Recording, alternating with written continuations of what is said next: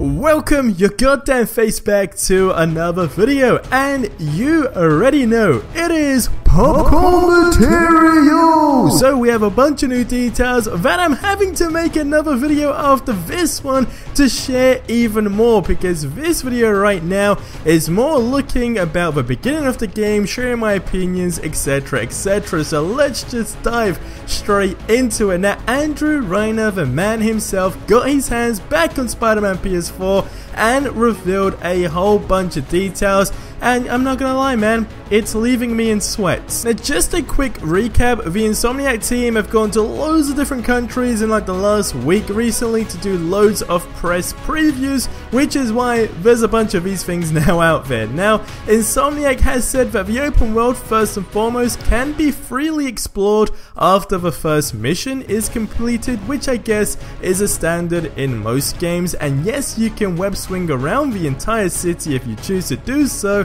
but you pretty much won't find anything to do at this point apart from admiring the beautiful New York City. Now, going on to what Andrew Reiner said. Now, bear in mind, I'm not going to say any spoilers, though in the original article there are definitely spoilers, so if you want to check the article you can check that out. The link is in the description below, but the things I'm going to say are the things that pretty much don't come across as a spoiler to myself and sound super cool. Just quickly before I do get into that, we also did get new gameplay, which you see in the background. Yes, it's going to hype you up even more. So Andrew Reiner did say, "I doubt I'll ever take the fast travel system in the game, given just how much fun it is to move through the city.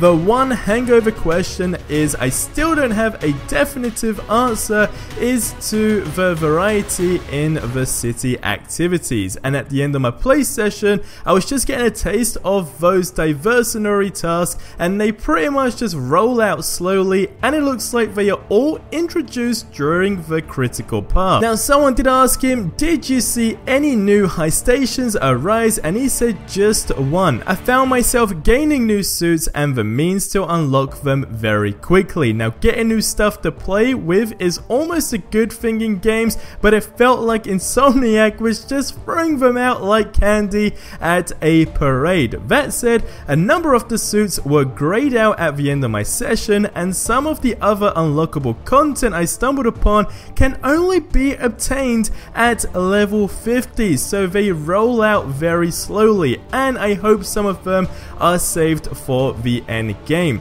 Now, remember how I've said in loads of videos that the biggest fear in, I guess, like any open world game is doing all the fun stuff and then pretty much having no real reason to return to the game.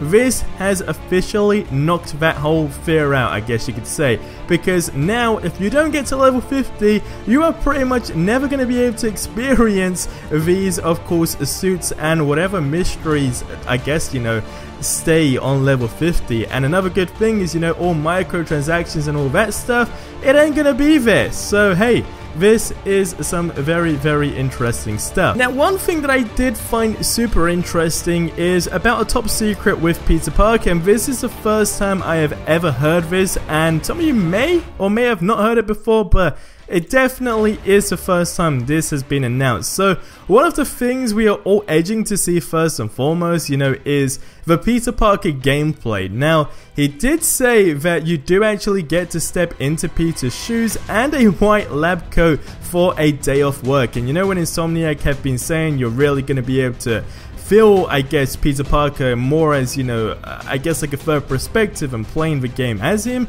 you're really going to see that more personal story. This is a great way to do it. A day off work, right? Now, going on to what Andrew Reiner said about the situation, he said, "When I visited Insomniac Games for the Game Informer Spider-Man cover story, which of course was the first one, I was continually told one of the biggest secrets in the game is Peter's employer.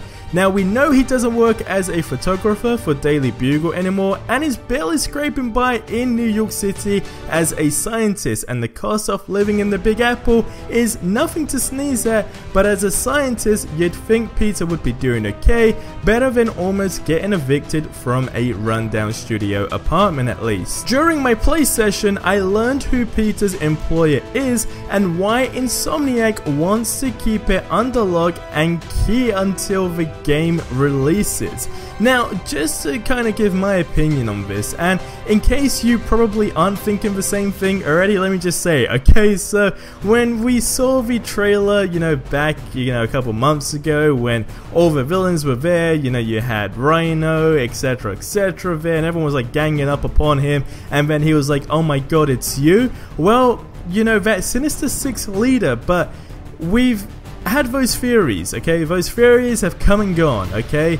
But the main thing that's, I guess seeming super interesting to me is that going off that scene is we knew it's going to be something personal, and could it be this secret, employer who is kind of like, I guess, being hidden at the moment? Could it actually be this guy who then turns against Peter? And there's been these myths about, Dr. Octopus, etc, and it has been more or less leaked that he will be in the game. But I want you guys to leave your thoughts in the comment section below. Is it going to be one of those big plot twists towards the end where we find out that the guy behind all these, letting the villains out and everything, and actually secretly trying to, kill Spider-Man is indeed Peter's employer? That would blow my mind. I think it would be super badass, and definitely be one of those like unexpected things, because I'm assuming that story is gonna make you see him as, or her, I guess, as the least expected person to, be in a situation like that. Now, this will be great, okay? This will be super cool. Now, remember a few days ago about that leak I was speaking about with Kingpin? It turns out it was right about being one of those early in-game missions, which obviously makes sense if you look at the first trailer of Kingpin, being put in the prison car. The damn police car. Prison car doesn't exist, SuperRebel. But you see what I mean, right? I said, like, it has to be one of those, early things in the game, as it would just make a whole bunch of sense. And then, of course, we saw that leaked footage of Spider-Man vs. Kingpin. Now, Andrew did say that, Fisk is pretty much a raging bull, and will literally go through anything. Nice. Because that's going to be one big ass challenge. Now, Fisk hideouts are also essentially challenging rooms where you are tasked with downing waves of baddies, okay? And you get rewarded for taking snaps of the landmarks with your camera, and some of which will excite Avengers fans. Of course, we know Avengers is going to play a big part in the game. The Avengers Tower, right? That surely says it all. Now, QuickTime events are going to be returning, and again, Andrew Rana did say, at periodic points during the fall of the Kingpin mission, specific story and gameplay sequences transition to interactive moments in which the player must rapidly jam on a button or wait for the precise time to hit one. For instance, I had to lift a large piece of concrete off of 2 of Fisk's employees. Now, this is required from, of course, a great effort, but it more or less means you have to keep your hands on your control at all times. And he did say he had to wail on the square button to fill a specific meter, and as the meter, ticked upwards, the rubble was lifted higher. And he did continue to end that sentence by saying, I didn't get to see the chance to see if there was a failure state, but this moment successfully planted the seed that, like I said a few seconds ago, you should always keep your hands on the controller. Now, last 2 points I want to point out in this video, because like I said, after this one we've got another one with all the new cool detail with suits and everything, but Peter's apartment and tokens. Now, we kinda, I guess, put 2 and 2 together about Peter's apartment. You won't actually be able to enter the apartment whenever you want,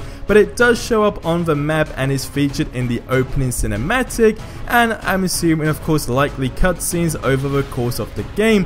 Now, his apartment is located on the eastern side of Chinatown. And then lastly, tokens. Now, this is why I find it super cool, because me and Caboose spoke about this in a video we done a while back. I'm pretty sure Caboose did say about tokens, right? Caboose, you are a legendary person at this stage. So tokens, okay? Completing activities rewards you with experience points and tokens, which are divided up into 6 categories. So you got research, landmark, base, crime, challenge, and backpack. Of course, we've seen this on the map in the past, and you'll basically use this, I guess, type of currency to build suits, gadgets, and powers. Now, Insomniac Games, thank you so much for listening, because again, when we go back to the video me and Caboose done, we said this is something that will make the gameplay experience so much more cooler. But guys, that is going to wrap up this video right here. In exactly 2 hours, we're dropping another one because there is so much to talk about. Like I said, I'm practically sweating with hype right now. But guys, drop a like on the video, leave your thoughts about Peter's secret employer and the tokens and Peter's apartment. Did you want it to be something you can randomly go into? Let me know in the comment section below. Just get your popcorn ready for the next one at this stage. Subscribe for more awesome content. Have yourselves a ridiculously amazing 2 hours, because you better be at the next video. But until then, have a great time and adios amigos.